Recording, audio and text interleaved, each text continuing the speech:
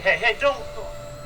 Two figures on either side, praying beside a pyramid with the sun directly above it. He's right. It was in front of us the whole time. General West, Jackson has identified the seventh symbol. Go ahead. Programming seventh symbol into computer. Chevron 1 is holding. Haven't used the floor base shakers in quite a while. I was just trying to figure out earlier why my other base shaker on the floor wasn't working, and only realised I got a cable connected onto channel B, but I didn't have one connected onto, so I just got one of those Y connectors, added that on, flipped the lead over, and it's active there. Got that one turned off. That's for the seats, that's turned off at the moment. Preferably I like to have a separate lead coming out to here to run that separate, and run that separately by the Behringer DCX. Chevron 6 is holding. Chevron. So I got a bit of Chevron 5 locked in place. sub bass on the JBL TCBs, the 4645s. They're switched off at the moment. Chevron 6 is locked in place. This is as far as we have ever been able to get. Chevron 6 is holding. Chevron 6 is locked in place. This is as far as we have ever been able to get. Chevron 6. Wow, flipping floor is vibrating. Under any fault. There is slight small problems. There's one there, and there's one over there, and then one over there. So when seated, I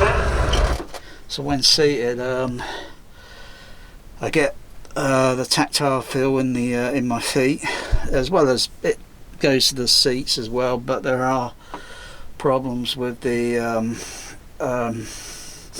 when doing sine wave check, and then there's a resonant. It's resonating. Some part of the it takes a little bit of I think a little bit more experimenting to get them to maximize vibration from the soundtrack with minimal, or if not any no resident rattling or such. But that's very difficult with cinema seats, because there's something in so much three dimension on these seats that can possibly vibrate. And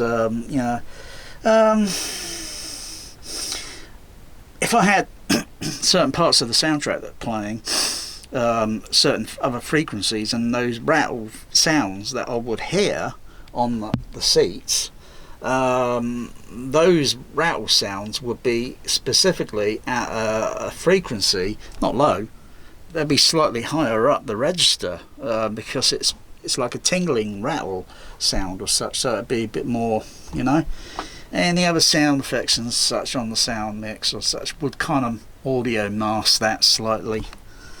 Flipping that. Oh wow, feels like my seats, it feels like my iron rocker seats are about to get launched into space. Flipping that. So I've got partly some of the LFE playing on the so that's the bass shakers there. It's also got a bit of audio limiting activated on it, so it won't go overload.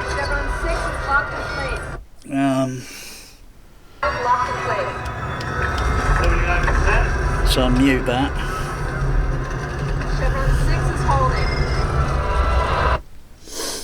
I'm not trying to achieve what they, what's going on in the film, because really you got to look at, things vibrating and such, because no one's going to have a coffee cup in a cinema now, are they? And it's going to start jumping around and such.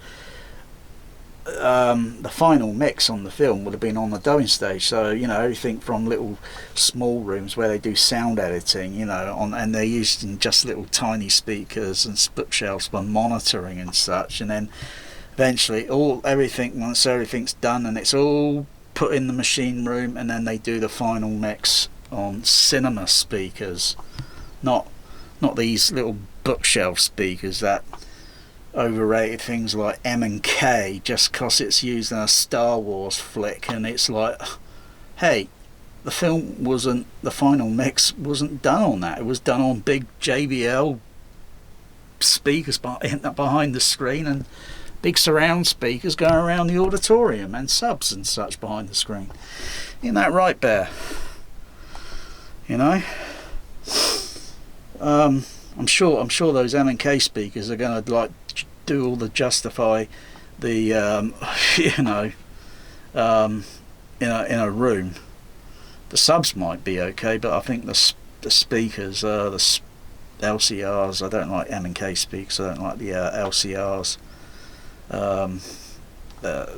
To me, that looks distracting because the tweeters are all set like oddly, you know. Oh yeah, you can flip the speaker over the other way, sort of thing. But generally, I don't like the look of the damn things, and I think they're overpriced and overrated. Isn't that right, Bear? You know, so yeah, was there a cut on a dubbing stage? You know, there's not much history on this movie, on the dubbing mix on it, with I think one of the mixers is Greg P. Russell. You know, 13 hours, and he got kicked out of the nominations for telephone lobbying.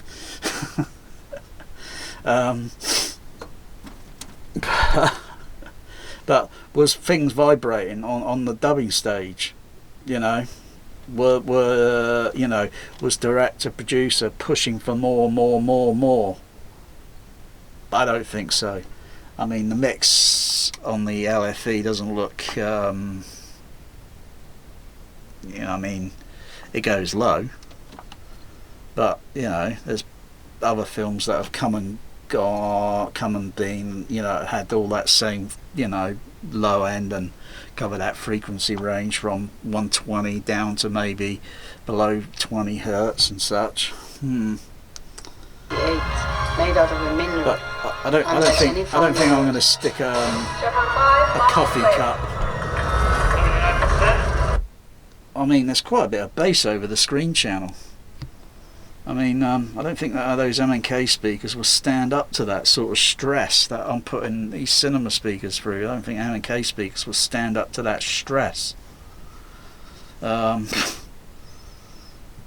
Maybe if you're very close to them, yeah, they might do something, but it's better just to get X-Cinema PA speakers, JBL. It's a lot easier. I mean, you don't have to beat a horse then.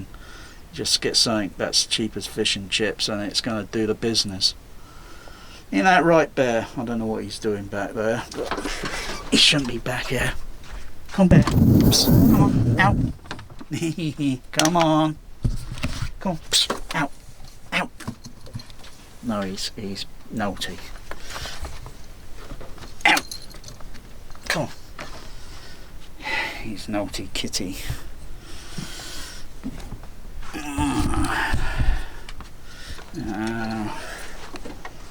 What are you up to? That's it. That's as far as we've ever been able to get. Isn't that right, Bear? This is as far as we've ever been able to get.